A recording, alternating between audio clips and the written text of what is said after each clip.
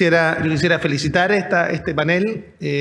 Nagia, por una parte, nos hablaba de los desafíos de la medicina personalizada, nos hablaba de cómo las enfermedades crónicas no transmisibles se iban a transformar eventualmente en pandemia y cómo finalmente logramos justamente equidad en el acceso a salud.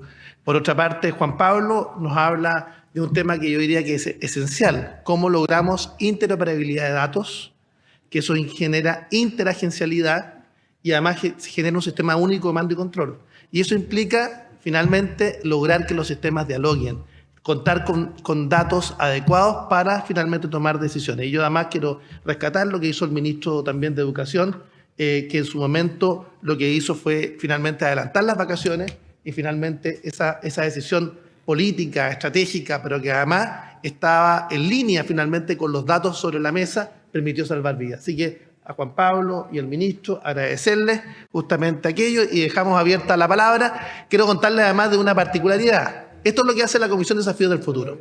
Si usted ve los miembros de la Comisión de Desafíos del Futuro, somos todos de militancias políticas distintas, la gran mayoría, todos de militancias políticas distintas. En este panel está el ministro de Salud, de Educación de nuestro país. Ya por el tema ya lo estoy...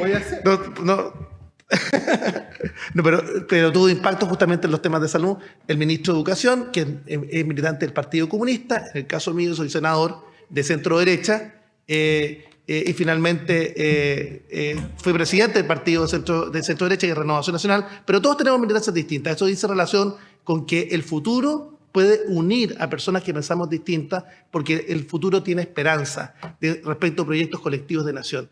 Y eso es lo que provoca finalmente estas comisiones de desafíos del futuro. Nos sacan de la trinchera ideológica a corto plazo y nos hacen soñar colectivamente. Dicho lo anterior, abro justamente la palabra, senadora y presidenta del Partido Socialista de Chile. Adelante. Paulina Bodanovich.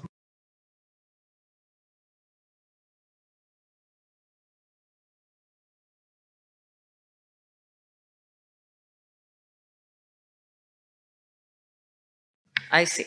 Bueno, muchas gracias. Felicitar a los expositores. Y es cierto que somos de militancias distintas, pero quiero hacer un comentario político, saludarlos a todos. Primero, respecto de lo que decía el doctor Torres, los 13 niños que murieron provocaron en Chile el cambio del viceministro. Por lo tanto, son 13 muertes que, por cierto, duelen, son de pequeños, pero que también tuvieron un efecto político importante. Y quienes, digamos, hicieron caer al ministro fueron los de la derecha. Bueno, por cierto, yo soy de un partido de izquierda, del Partido Socialista. Dicho eso, quiero hablar sobre hacerle una pregunta a ambos doctores. Ambos dijeron, la doctora señalaba que la salud debía ser holística, transdisciplinaria, multidisciplinaria, y el doctor Torres también concluye con lo mismo. Y ambos tienen experiencia como decanos de sus universidades o vicedecanos. Entonces, ¿cómo se está abordando este tema en la formación de los médicos? Porque finalmente esto que aparece como una solución y que ustedes lo constatan con casos empíricos como los relatados aquí, me da la duda a mí, que soy abogada, no tengo nada que ver con el mundo de la medicina, pero sí me parece interesante que si son conclusiones que además están ya amparadas empíricamente, ¿cómo se está abordando desde la educación en ambos países? Muchas gracias y felicitarlos nuevamente. Gracias, Paulina Bodanovich, por su intervención. Adelante, Nagia.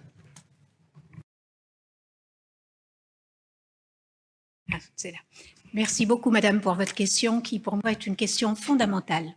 Je crois qu'effectivement, aujourd'hui, être médecin, ce n'est pas être technicien.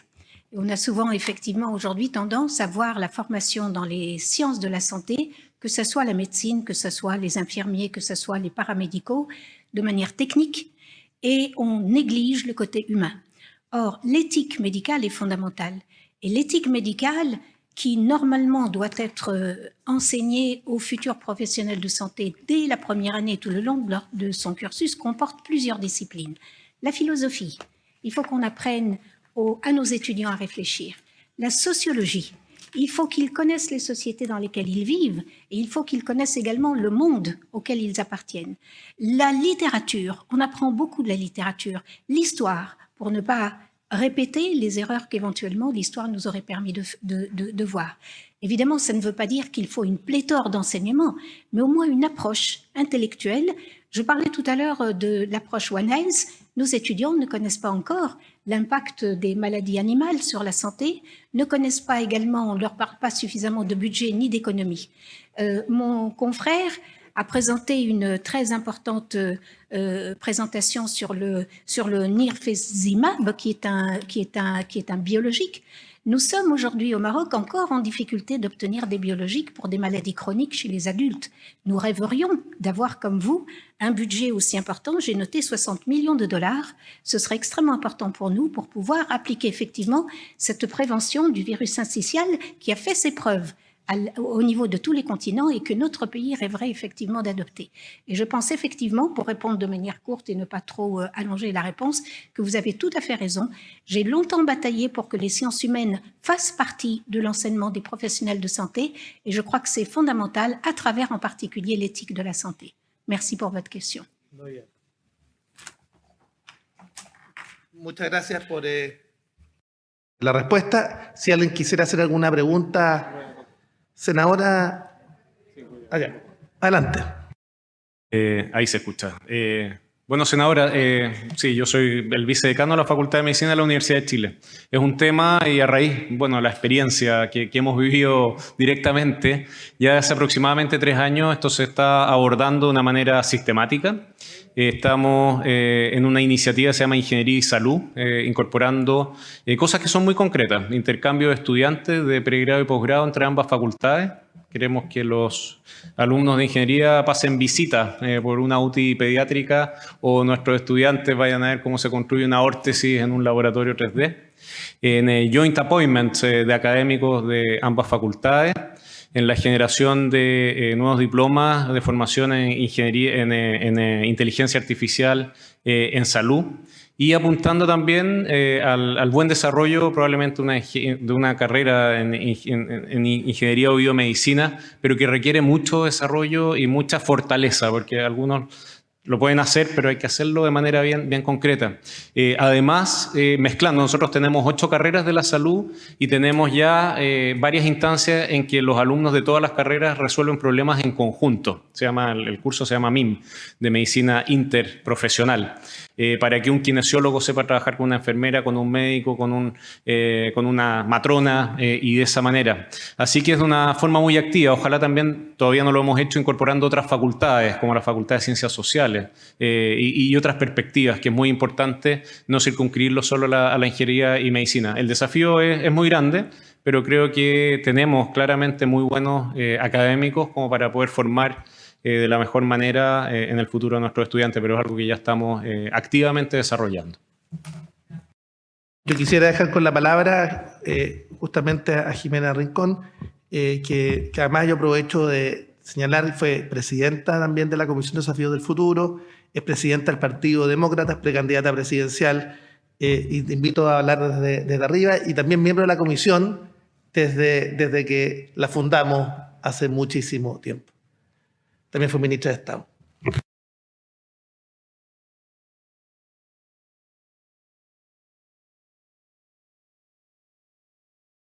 Muchas gracias. Yo quiero partir por agradecer el espacio y que se haya materializado algo que hace 3 años atrás, junto a el ex colega, era senador en esa época, Guido Girardi, y el ex senador también colega en esa época y vicepresidente del Senado, se planteó como una posibilidad y era que pudiéramos estar aquí hoy día. Y agradecer obviamente a nuestra embajadora, Kenza, que hizo posible aquello. Yo quería preguntarle al doctor Juan Pablo Torres y a Najah, así se dice, ¿no? ¿Cómo se pronuncia? ¿Najah? El nombre, ¿cómo se pronuncia? Your name. Es Najah. ¿Cómo, y ahondando un poco en lo que ya decía el doctor Torres, cómo hacer posible que en un ámbito tan sensible como es el de la salud se pueda profundizar más la colaboración y el trabajo con otras disciplinas? En la presentación del doctor Torres veía cómo o mostraba cómo el trabajo con Leonardo Basso, que es un ingeniero civil industrial, fue tan importante en las decisiones que se han tomado para abordar la temática de salud. ¿Y por qué? Porque cuando uno compara el presupuesto que le destina nuestro país al ámbito de la salud, la verdad es que no es un presupuesto bajo. En relación a el per cápita con los países de la OECD, un muy buen presupuesto en materia de salud. Y cuando uno mira lo que ocurrió, ¿no es cierto?, con este tema en particular, uno llega a la conclusión de que bien implementada la política pública tiene resultado positivo. Y lamentablemente, y no sé qué ocurre acá en Marruecos, pero sí ocurre en nuestro país, se hace poco accountability de las políticas públicas. Es poco frecuente en el último tiempo, si le preguntáramos a Jorge Pizarro nos diría que antaño sí ocurría, es poco frecuente que cuando hay una situación crítica como la que se vivió, ¿no es cierto?, y que provocó la muerte de 13 niños, alguien asuma la responsabilidad política. Eso no ocurre hoy día. Incendios, inundaciones, catástrofes, y la verdad es que no hay consecuencia.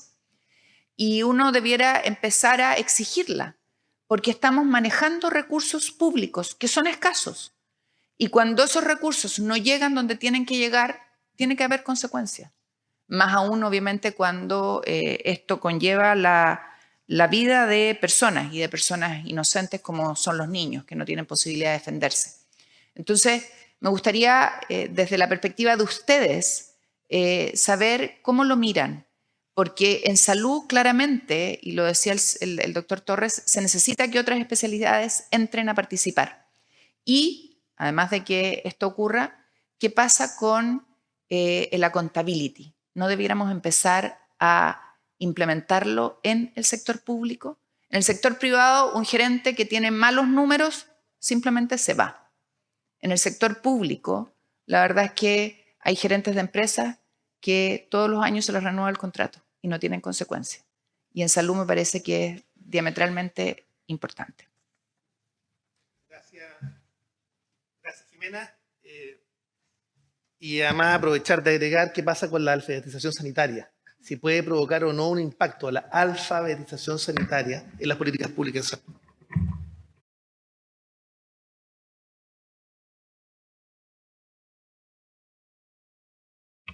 Merci beaucoup, Madame, pour votre question. Si j'ai bien compris, parce qu'en fait, il y a eu un switch en anglais, donc et la traduction n'était pas tout à fait conforme à ce que vous disiez, mais je crois avoir compris votre question. Je crois qu'il y a, comme cela a été montré, comme cela a été discuté aussi, un problème fondamental en matière de santé, c'est les budgets. Et quand on n'a pas les budgets nécessaires, il y a des choix à faire. Et dans les choix à faire, il y a bien entendu la décision qui, au final, malgré tous les éléments qui sont introduits, est une décision politique. Et c'est extrêmement important que les dirigeants puissent entendre les chiffres rapportés. Les études ont été citées par mon confrère, et l'importance de ces facteurs est importante. On a montré que la médecine est une science, mais ce n'est pas une science dure. C'est une science à vocation humaine. Bien entendu, dans tout ce qui est enseignement de la médecine, de la biologie, il y a également tout ce qui est ingénierie, tout ce qui est aujourd'hui, on parlait de l'intelligence artificielle, de tout ce que la biologie également nous apporte, de tout ce que Internet aujourd'hui également et toutes ces structures-là nous apportent. Mais il y a aussi la dimension humaine qu'on oublie souvent.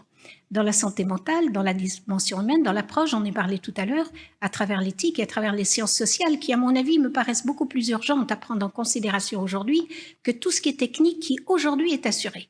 Et les professionnels de santé sont beaucoup plus formés aujourd'hui en tant que techniciens, avec toute la partie mathématiques, ingénierie, etc., recherche, méthodologie. On juge d'ailleurs les enseignants dans les universités à travers leurs publications. On ne les juge pas à travers la qualité des relations qu'ils ont avec les patients dont ils se préoccupent.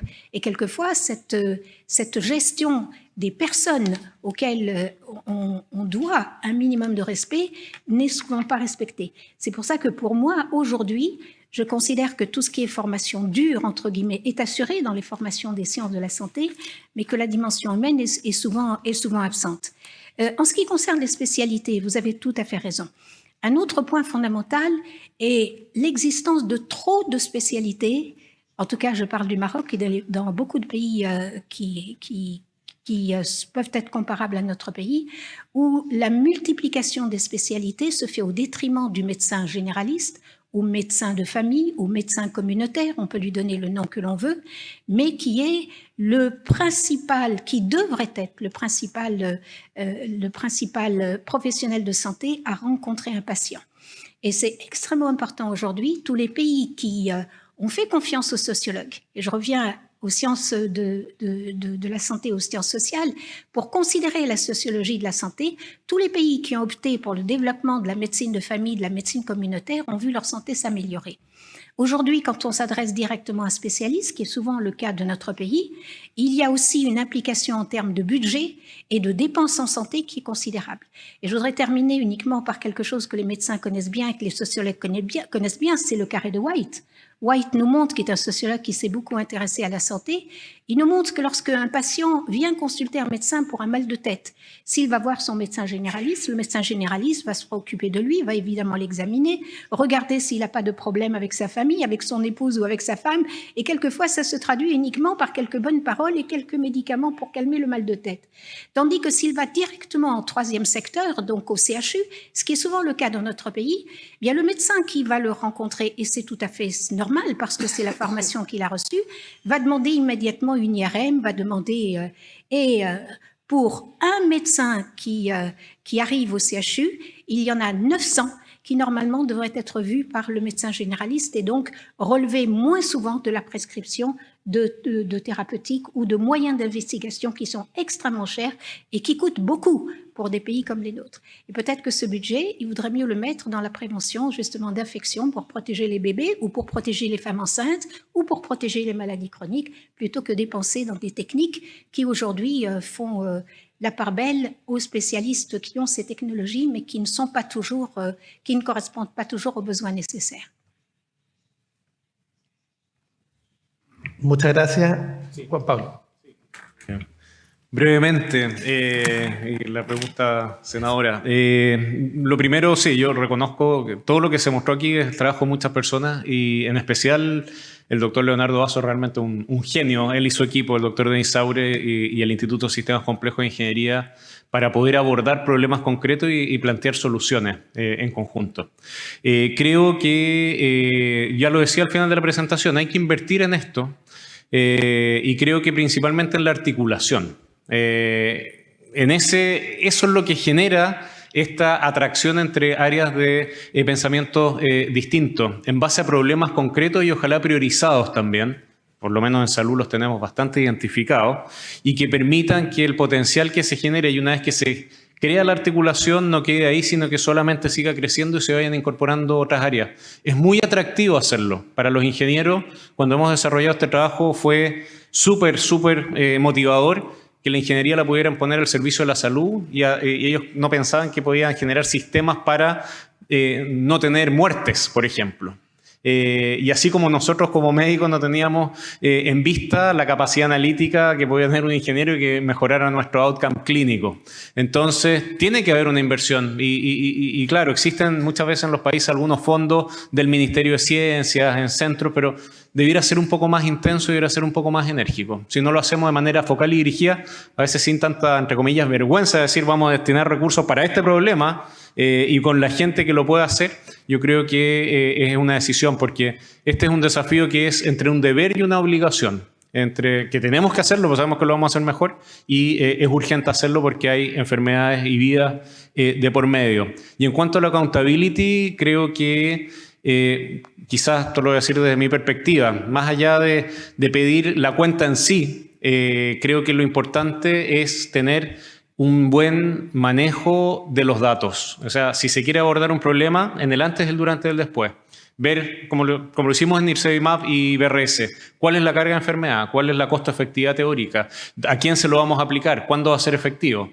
Después se toma la decisión en base a esos datos, después se analiza cómo fue ese resultado y después vemos cómo podemos mejorarlo. Al final es lo mismo, pero claro, de una manera mucho más propositiva, es mucho más potente y permite una mejora que es mucho más continua. Entonces el manejo integrado de los datos es clave y para eso necesitamos estos equipos que son transdisciplinares.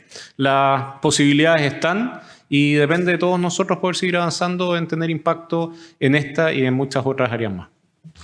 Quiero agradecer cordialmente a ambos expositores. Hemos tenido realmente un panel de lujo. Y recordarles, mañana a las 9 de la mañana continuamos. Va a estar también muy interesante. Vamos a tener un encuentro con dos filósofos que están en la vanguardia del pensamiento crítico también a nivel global y que son, yo diría, los filósofos más importantes de la actualidad. Entre ellos, José María Lasalle. Quiero terminar dándole este obsequio justamente a Nagia. Gracias, Nagia, por estar con nosotros en el día de hoy. Muchas gracias. Thank you. Muchas gracias. Merci beaucoup.